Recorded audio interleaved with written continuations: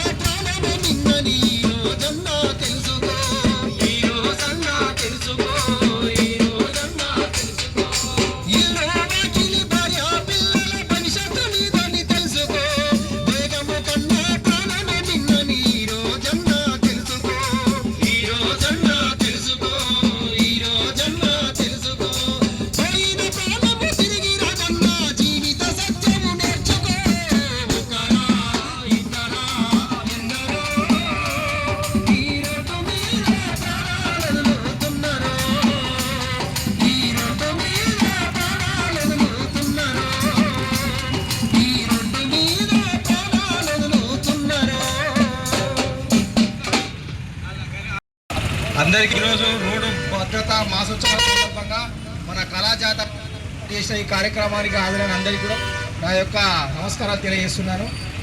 ఈ రోడ్డు భద్రత అనేది ఏ ఒక్కరోజుతో ముగిసేది కాదు, అందరి బాధ్యత. రోడ్డు భద్రత అనేది అందరి యొక్క బాధ్యత. అది కంపల్సరీగా ప్రతి ఒక్కరు పాటించాల్సినదే. మనకు రోడ్డు ప్రమాదాలలో 75% కూడా మానవ తప్పిదాల వల్లనే జరుగుతున్నాయి. మానవ తప్పిదాలంటే అధిక స్పీడు, తర్వాత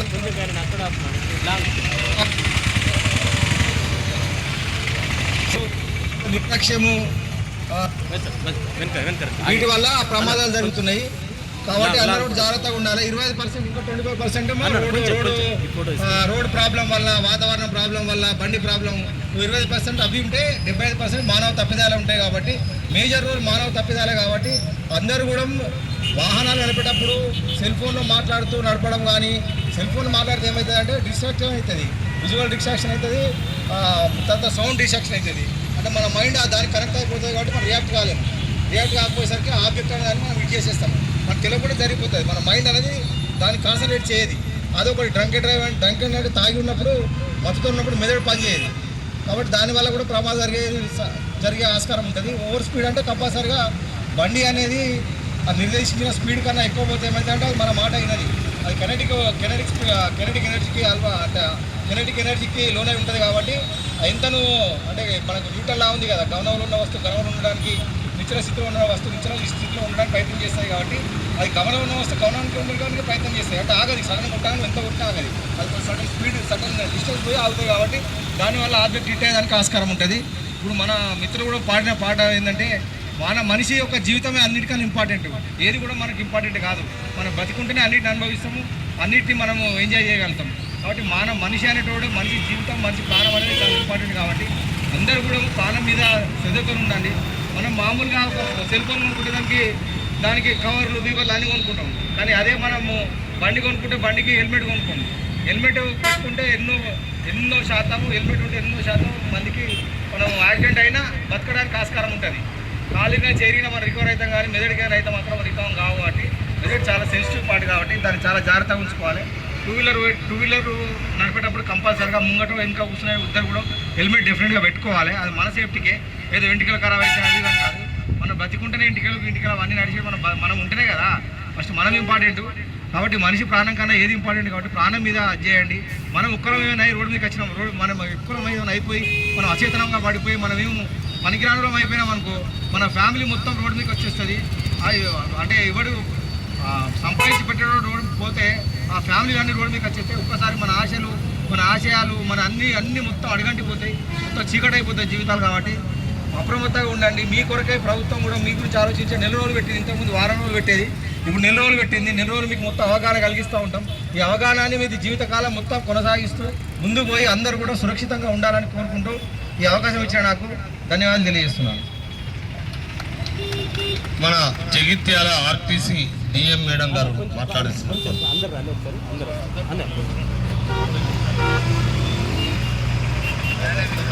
ఈరోజు ఇక్కడ కూటమిలో మనము ఒక ప్రోగ్రాం అరేంజ్ చేసుకోవడానికి ముఖ్య కారణం ఏంటంటే రోడ్డు భద్రత మాసోత్సవాల సందర్భంగా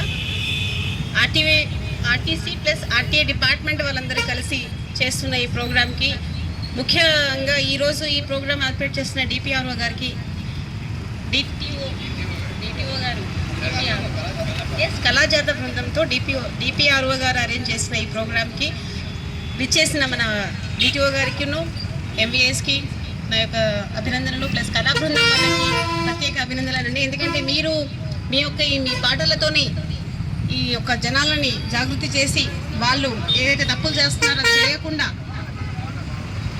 అందుకే మాట కన్నా పాట బాగా పోతుందన్న ఉద్దేశంతో మన డిపిఆర్ఓ గారు కళా బృందంతో ఆల్రెడీ ఒక 3 మండల్స్ కవర్ చేశారని చెప్పారు.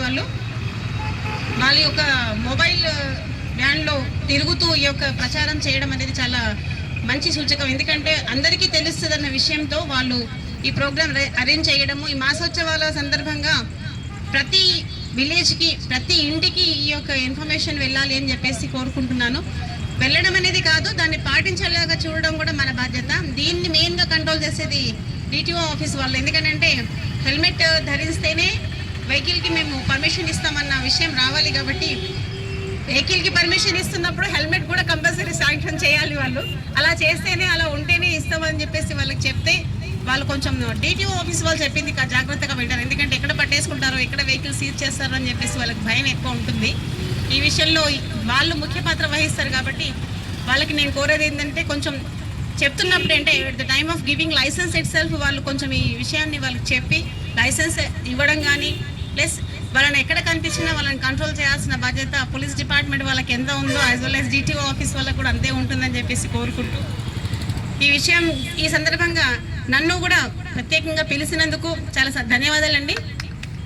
ఈ విధంగా మనకి సురక్ష అభియాన్ అని చెప్పేసి సెంట్రల్ గవర్నమెంట్ వాళ్ళు పాస్ చేసిన ఈ యొక్క వర్డ్ని మనం రోడ్డు యాక్సిడెంట్స్ని నివారించడానికి చేస్తున్న ఈ ప్రోగ్రాంకి అందరూ సహకరించి వాళ్ళ యొక్క జీవితాలని కాపాడుకోవాలని చెప్పేసి ప్రతి ఒక్కరిని కోరుకుంటూ ఈ అవకాశం ఇచ్చినందుకు ధన్యవాదాలు.